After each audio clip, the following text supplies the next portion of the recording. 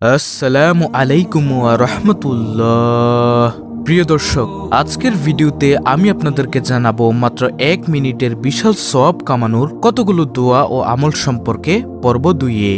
এই আমলগুলো যদি আপনি মৃত্যুর আগ পর্যন্ত নিয়মিত করতে পারেন, ইনশাআল্লাহ আমি শতভাগ গ্যারান্টি দিয়ে বলতে পারি আপনার আমলনামায় অধিক পরিমাণে সওয়াবের ভান্ডার হয়ে যাবে ইনশাআল্লাহ। আমলগুলোর ফজিলত সহকারে আমি আপনাদেরকে ভিডিওতে বলবো। আমি বিশ্বাস করি যে ব্যক্তি আমল করতে ভালোবাসে, যে ব্যক্তি মহান রব্বুল আলামিনকে ভালোবাসেন, যে ব্যক্তি হযরত মুহাম্মদ সাল্লাল্লাহু আলাইহি ওয়াসাল্লামকে ভালোবাসেন, যে ব্যক্তি চায় যে তার আমলনামা সওয়াবে পরিপূর্ণ হোক, সে আজকের ভিডিওটি অবশ্যই সম্পূর্ণ দেখবে এবং এখান থেকে এই আমলগুলো শিখে পরবর্তীতে সেও মাত্র 1 মিনিটে বিশাল সওয়াব কামিয়ে নেবে ইনশাআল্লাহ। তাই প্রিয় দর্শক, আপনাদের কাছে অনুরোধ রইল ধৈর্য সহকারে সম্পূর্ণ ভিডিওটি দেখার জন্য। প্রিয় দর্শক, মাত্র 1 মিনিটে বিশাল সওয়াব কামানোর পর্ব 2-এর আমলগুলোর মধ্যে সর্বপ্রথম নম্বর আমলটি হলো নম্বর 1, মনে মনে দ্রুত গতিতে 3 বার সূরা ফাতিহা পাঠ করা। এভাবে আমল করলে 1800-এর বেশি নেকি হাসিল করা যায়। এখন অনেকেই বলতে পারেন সূরা ফাতিহার ফজিলত কি কি? দর্শক, সূরা ফাতিহার কিছু ফজিলত নিচে উল্লেখ করা হলো। তার মধ্যে যেমন রোগ থেকে মুক্তি পাওয়া যায়। সূরা ফাতিহা পাঠ করে পানিতে ফু দিয়ে অসুস্থ ব্যক্তিকে খাওয়ালে সে রোগ থেকে মুক্তি পেতে পারে, এমন একটি ফজিলতের কথা হাদিসে বলা হয়েছে। বিপদ থেকে মুক্তি পাওয়া যায়। বিপদগ্রস্ত ব্যক্তি 1000 বার সূরা ফাতিহা পাঠ করলে তার বিপদ দূর হয়ে যায়। সুবহানাল্লাহ। সূরা ফাতিহা হচ্ছে নামাজের অবিচ্ছেদ্য অংশ। সূরা ফাতিহা ছাড়া নামাজ হয় না। নামাজে এর তেলাওয়াত করা আবশ্যক। হাদিস শরীফে এমন ফজিলতের কথা উল্লেখ আছে। আল্লাহর সন্তুষ্টি অর্জন করা যায়। সূরা ফাতিহা পাঠ করে আল্লাহর কাছে দোয়া করলে আল্লাহ বান্দার দোয়া কবুল করেন, তারপরে দোয়া কবুল হয়। সূরা ফাতিহা একটি দোয়া যা পাঠ করে আল্লাহর কাছে চাইলে তিনি কবুল করেন। প্রিয় দর্শক, সূরা ফাতিহার ফজিলত ও বরকত অনেক অনেক বেশি। তাই বেশি বেশি করে সূরা ফাতিহা পাঠ করা উচিত এবং এর শিক্ষা অনুযায়ী জীবনযাপন করা উচিত। তাই যদি মাত্র 1 মিনিটে বিশাল সওয়াব কামাতে চান, তাহলে প্রতিদিন যত বেশি পারেন সূরা ফাতিহা তেলাওয়াত করবেন। তারপরে প্রিয় দর্শক, মাত্র 1 মিনিটে বিশাল সওয়াব কামানোর পর্ব 2-এর আমলগুলোর মধ্যে দ্বিতীয় নম্বর আমলটি হলো সূরা ইখলাস অর্থাৎ কুল হুয়াল্লাহু আহাদ মনে মনে দ্রুত গতিতে 20 বার পড়া। সূরা ইখলাস একবার পাঠ করলে পবিত্র কোরআনের 1/3 পড়ার সমান সওয়াব পাওয়া যায়। এই সূরা ইখলাসের ফজিলত ও রহমত বরকত বলে শেষ করা যাবে না।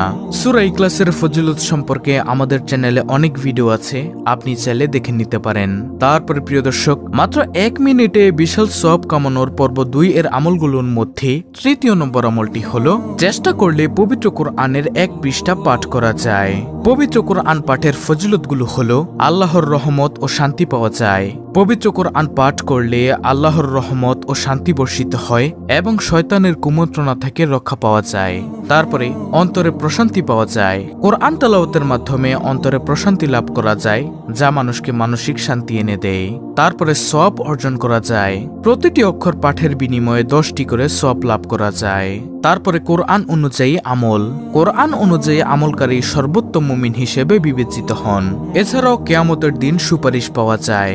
কিয়ামতের দিন পবিত্র কোরআন তেলাওয়াতকারীর জন্য সুপারিশ করবে, যা তার নাজাতের কারণ হবে এবং সম্মান ও মর্যাদা পাওয়া যায়। পবিত্র কোরআন তেলাওয়াতকারী ব্যক্তিকে আল্লাহ তাআলা সম্মানিত করবেন এবং কিয়ামতের দিন বিশেষ মর্যাদা দান করবেন। তারপরে জ্ঞান ও হেদায়েত পাওয়া যায়। পবিত্র কোরআন জ্ঞান ও হেদায়েতের উৎস, যা মানুষকে সঠিক পথ দেখায় এবং অন্ধকার থেকে আলোর দিকে নিয়ে যায়। তারপরে আল্লাহর নৈকট্য লাভ করা যায়। পবিত্র কোরআন তেলাওয়াতের মাধ্যমে আল্লাহর নৈকট্য লাভ করা যায় এবং তার সন্তুষ্টি অর্জন করা সহজ হয়। তারপরে বংশধরদের জন্য সুপারিশ। হাফেজে কোরআন অথবা কোরআন মুখস্থকারী তার বংশধরদের মধ্য থেকে 10 জনকে সুপারিশ করার সুযোগ পাবেন, যাদের জন্য জাহান্নাম অবধারিত ছিল। সুবহানাল্লাহ। প্রিয় দর্শক, পবিত্র কোরআন পাঠ করলে আপনি এই সওয়াবগুলো অর্জন করতে পারবেন।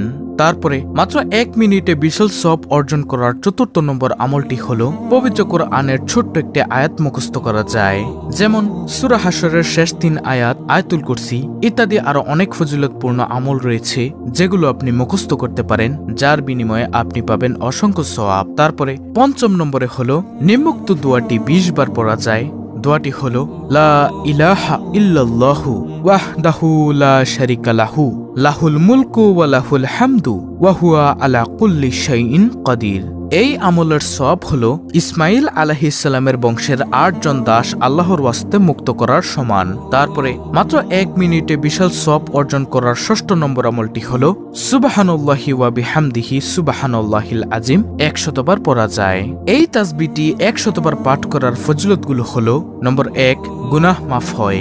এই তাসবিহ পাঠের মাধ্যমে আল্লাহ বান্দার গুনাহ মাফ করে দেন, এমনকি তা যদি সমুদ্রের ফেনা পরিমাণও হয়ে থাকে। আল্লাহর কাছে প্রিয় হওয়া যায়। এই তাসবিহ আল্লাহর কাছে সবচেয়ে প্রিয় বাক্যগুলোর মধ্যে একটি, এমনটাই হাদিসে উল্লেখ আছে। তারপরে জান্নাতে খেজুর গাছের মালিক হওয়া যায়। যে ব্যক্তি সুবহানাল্লাহিল আজিম ওয়া বিহামদিহি পাঠ করে তার জন্য জান্নাতে একটি খেজুর গাছ রোপণ করা হয়। তারপরে মর্যাদা বৃদ্ধি পাওয়া যায়। প্রতিদিন সকালে ও বিকালে 100 বার সুবহানাল্লাহিল আজিম ওয়া বিহামদিহি পাঠ করলে সৃষ্টিকুলের সমস্ত মানুষের মধ্যে অধিক মর্যাদা লাভ করা যায়। সমৃদ্ধি ও সচ্ছলতা আসে। এই তাসবিহ পাঠের মাধ্যমে জীবনে সচ্ছলতা আসে। তারপরে আল্লাহর সন্তুষ্টি লাভ করা যায়।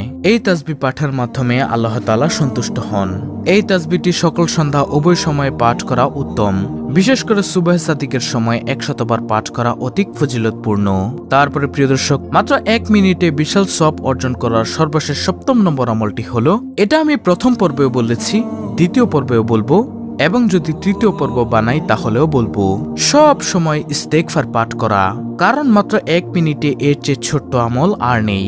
আপনি পাঠ করতে পারেন ছোট্ট একটি ইস্তেগফার, আস্তাগফিরুল্লাহ।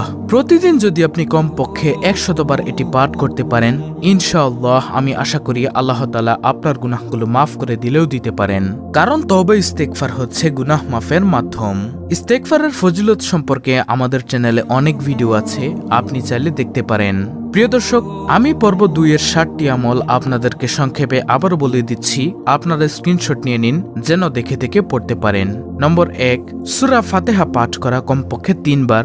নম্বর 2, সূরা ইখলাস পাঠ করা মনে মনে 20 বার। নম্বর 3, পবিত্র কোরআনের কমপক্ষে 1 পৃষ্ঠা পাঠ করা। নম্বর 4, পবিত্র কোরআনের ছোট ছোট আয়াত মুখস্থ করা। নম্বর 5, নিম্নোক্ত দোয়াটি 20 বার পাঠ করা যায়।